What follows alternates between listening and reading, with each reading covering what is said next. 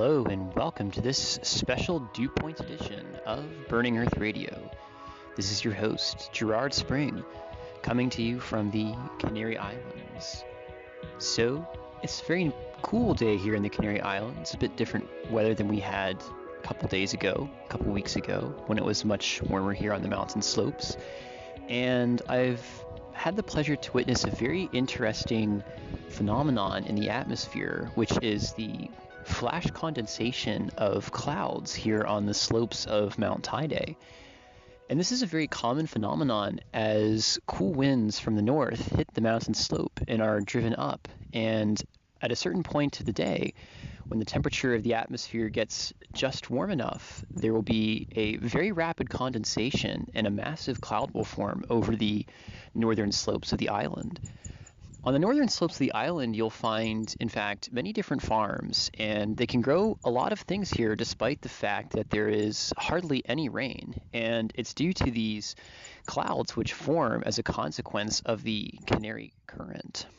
So this is a really wonderful place to study climate science and to study atmospheric science. And on the north side of this island in particular, the island of Tenerife, there's essentially two states which one finds the atmosphere in.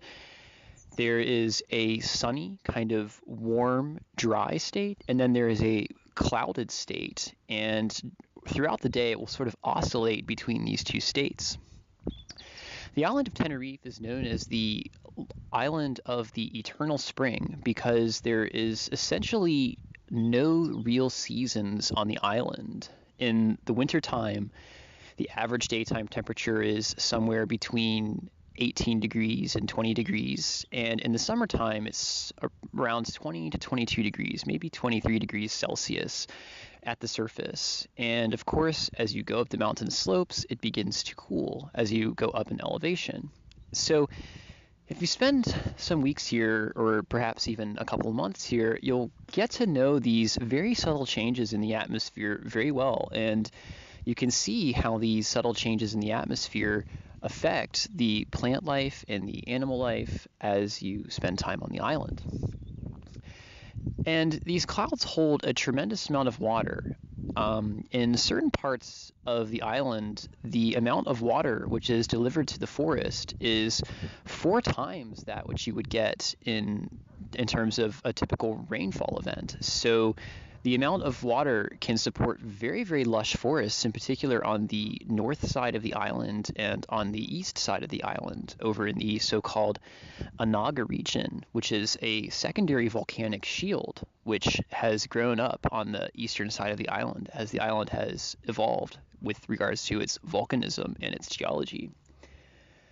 So it's truly wonderful to be here, and it's truly an amazing experience to get to understand this climate, to become close to this climate, and to witness its subtle changes.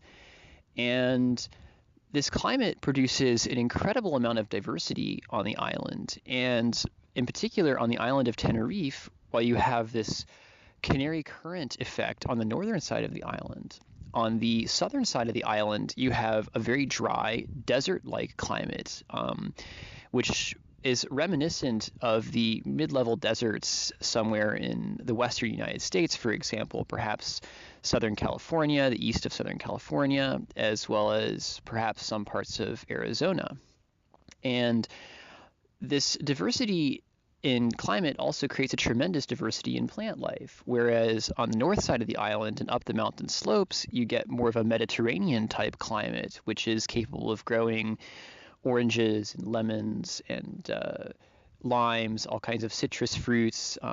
At the lower elevations, there's also large banana plantations on the island where it's continually warm. You get a more of a tropical, humid type climate. Higher on the mountain slopes where I am right now in the village of Icod El Alto.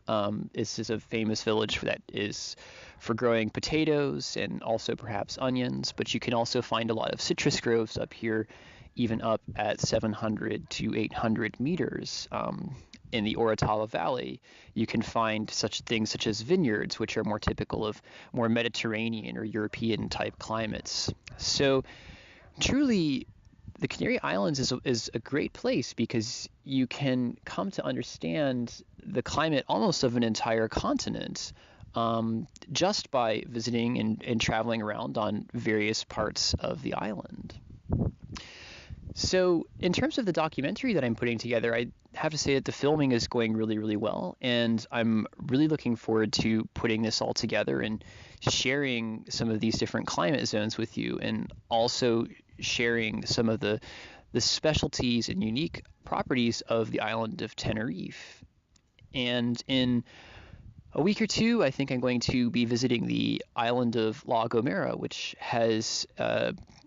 is very famous for its very large volcanic plugs. It's an extremely mountainous island, and perhaps maybe even the most mountainous island with the most rugged terrain of the Canary Islands. And then perhaps after that, I will try to swing over to the westernmost island in the Canary Islands, the southwesternmost island, which is the island of El Hierro. And in historical maps, El Hierro is particularly important because it was also known as Meridian Island. It is the island which was considered the end of the known world, whereas, for example, the promontory of Sagres in Portugal was also a famous endpoint of the known world in antiquity. So there's a lot of very interesting geographical facts about the Canaries due to their location here off the northwest coast of the continent of Africa. It's also interesting to note that the island of La Gomera was the last port of call for Christopher Columbus on his voyage to the New World. Originally, Christopher Columbus was only planning on spending a couple of days on La Gomera, but he ended up spending over a month there and received a lot of help there from, I think, a duchess on the island or something like this. And I'm looking forward to investigating some of the history of the island as well, of La Gomera. Also, it's important to note that in the Canary Islands, prior to the Spanish conquest, which happened basically in this region, the final battle was actually very close to this town between the Guanches, the native Africans who were living here, North Africans, and the Spanish conquistadors or conquestors who sought to control the islands for maritime purposes and trade purposes. So there's a lot of interesting things going on here in the Canaries, and I'm really looking forward to sharing this with you in terms of the documentary film stuff that I'm putting together. So I'd also like to take a moment to address some of the political changes and climate changes that are going on outside of the Canary Islands, because the world is, of course, much, much larger than the islands. Again, 2016 was the warmest year on record, which is, of course, no surprise. We're still seeing large temperature anomalies in the Arctic, 3 to 5 degrees C warmer than average. Very slow growth of the Arctic ice, very rapid retreat of the Antarctic ice, splitting of the Antarctic ice shelves, which is speaking to the fact that the ice shelves themselves are very thin and weakening due to the overall warming of the climate on the planet. And in the tropics and in the subtropics down here in Africa, the climate changes are not so visible because of the warming is concentrated up in the Arctic, but there are some strange things happening down here.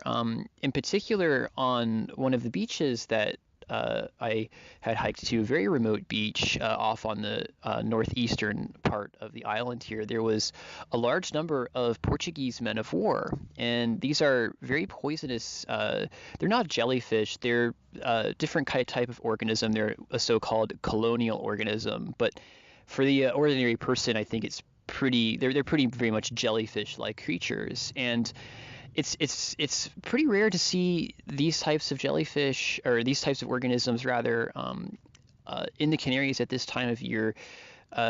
This may reflect some local changes in what's going on with ocean currents and ocean temperatures. I'm not entirely sure of the sea biology, but it was definitely quite an experience to see these guys all over the beach here on the Canaries. So there is definitely changes happening in the tropics, and we're going to see perhaps more of these types of changes in ocean and marine biology as things start to heat up. Of course, another big issue is ocean acidification, and ocean acidification is basically a result of the increased amount of CO2 in the atmosphere.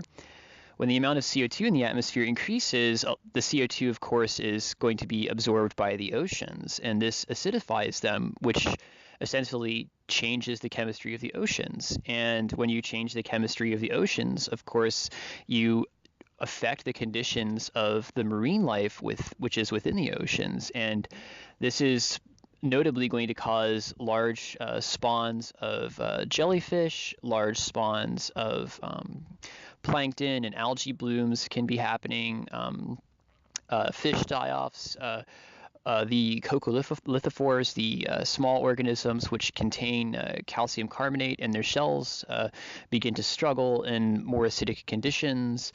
And we're going to start to see these changes in overall marine biology associated with climate change.